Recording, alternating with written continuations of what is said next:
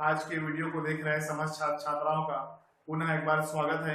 और आज हम मध्यिका की गणना की विभिन्न विधियां जो है उसके बारे में अध्ययन करेंगे। इसके अंतर्गत सरल श्रेणी में मध्यिका निकालना, खंडित श्रेणी में मध्यिका निकालना और अविच्छिन्न श्रेणी की मध्यिका निकालना, इसके बारे में हम जानकारी प्राप्त करेंगे। तो सबसे पहले आगे देखते हैं सरल श्रेणी में मध्यिका कैसे निकाला जाता है। तो सरल श्रेणी में मध्यिका निकालने के लिए सबसे पहले जो श्रेणी दिया गया होता है उसको हमको बढ़ते हुए क्रम में या घटते हुए क्रम में उसको व्यवस्थित करना होता है और उसमें कुल पदों की संख्या अर्थात n हमको ज्ञात करना होता है।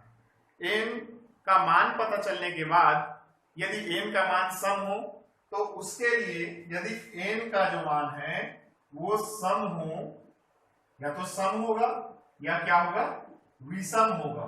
तो यदि विषम हो n का मान, जैसे कि 3, 5, 7, 9 ऐसा हो, तो इसके लिए या मध्यिका निकालने के लिए एक सूत्र का प्रयोग करते हैं। तो सूत्र क्या होता है, n+1/2 और वे पद का मान यानी n+1/2 का जो मान आएगा वो जो पद है वो सरल श्रेणी में मध्यिका होगा।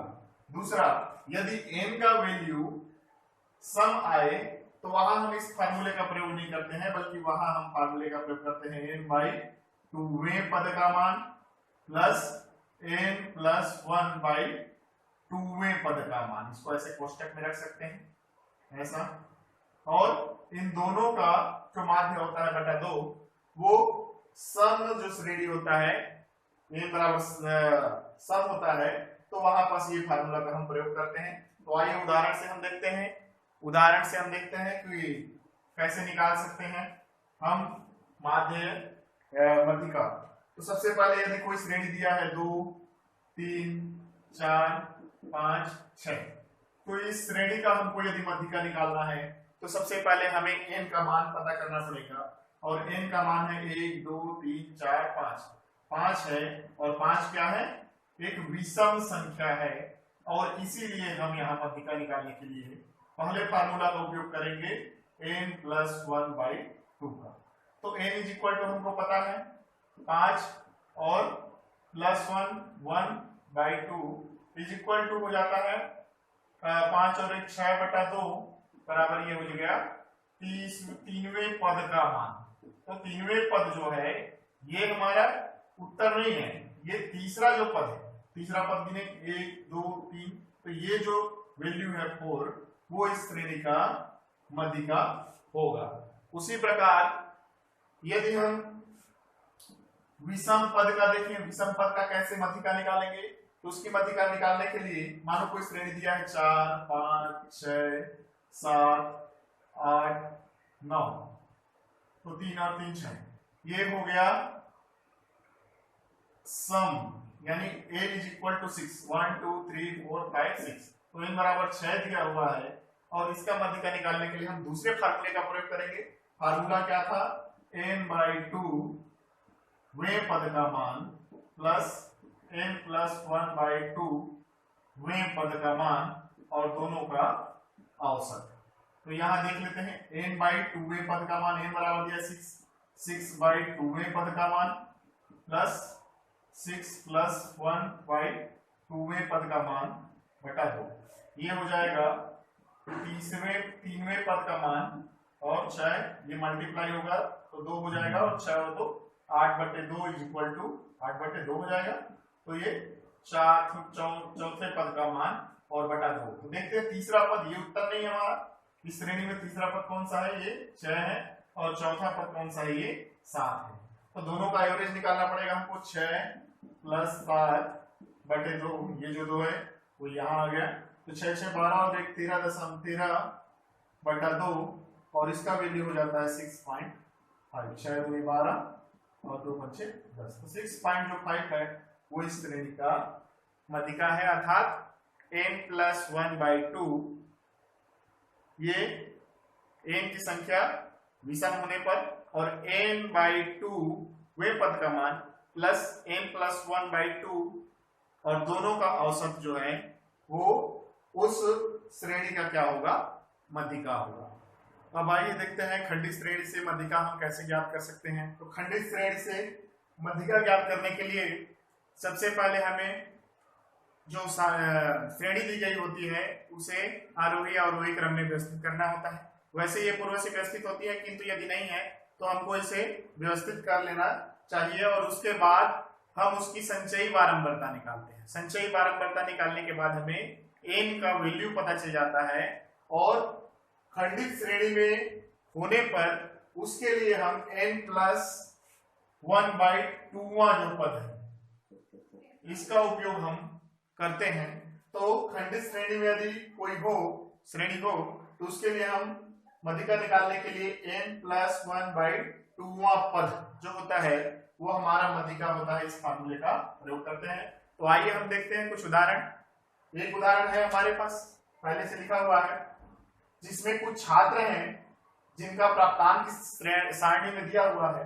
प्राप्तांक है 4 छात्र, फ्रीक्वेंसी है, छात्रों की जो संख्या है उसको हम फ्रीक्वेंसी कह सकते हैं, बारंबारता है, और ये जो प्राप्तांक है वह x मान सकते हैं। तो 10 छात्रों ने 4 छात्रों ने 10 अंक प्राप्त किए हैं, 6 छात्रों ने 20 अंक, 10 छात्रों ने 30 अंक, 7 छात्रों ने 40 अंक और 3 छात्रों ने 50 अंक प्राप्त किए हैं। अब इसके लिए हमें संचयी बारंबारता ज्ञात करना होगा। तो हमने इसके लिए संचयी बारंबारता यहाँ पास हमने निकाले हैं। तो ये हो गया हमारा प्राप्तांक यानी ये वाला कॉलम, और दूसरा छात्रों की संख्या यानी ये वाला कॉलम। तो ये x का वैल्यू है 10, 20, 30, 40, 50 और छात्रों की संख्या है क्रमशः 4, 5, 10, 7, 3। तो 4, 5, ये 4, 6, 4, 6, 10, 7 और 3। अब हमने यहाँ संचयी बारंबारता निकाल लिया है। संचयी बारंबारता कैसे निकालते हैं? आने वाले पदों का यानी एक का हम योग करते जाते हैं। तो यहाँ हमने लिखा है जो कि अकेला है इसलिए 4, यहाँ पास हमने 4 और 6 दोनों को जोड़ दिया है, इस 4 को और इस 6 को। तो इस प्रकार हमारा 10 हो गया। यहाँ पास ये 10 और ये 10 यहाँ से आ गया तो ये 20 हो गया, यहाँ से ये 20 और ये 7 आ गया तो ये 27 हो गया, ये 27 यहाँ आ गया और ये 3 जो है वो यहाँ से हमने ले लिया तो 30। इस प्रकार अंतिम संचयी बारंबारता हमको 30 प्राप्त हुआ और यही जो 30 है वो इस श्रेणी में nवां पद है, यानी n का वैल्यू हमको मिल गया कितना? 30। अब इसको हम फार्मूले में पुट करते हैं और एक ही फार्मूला है n+1/2वां जो पद है। तो ये जो 30 है यहाँ हम रखते हैं तो 30+1/2 31/2 बराबर हो गया 15.5। अब ये 15.5 जो है वो किस बारंबारता? संचयी बारंबारता के अंतर्गत आता है। किसके सबसे निकट है? तो 15.5 है वो 20 के निकट यहाँ दिख रहा है। 10 से 0.5 का कुछ ज्यादा हो जा रहा है तो ये हम यहाँ 20 को लेंगे और इसी फ्रीक्वेंसी जो संचयी बारंबारता है और उसमें जो पद का मान है वही पद का मान हमारा इस श्रेणी का मध्यिका होगा। देखते हैं इसके पद का मान कितना है।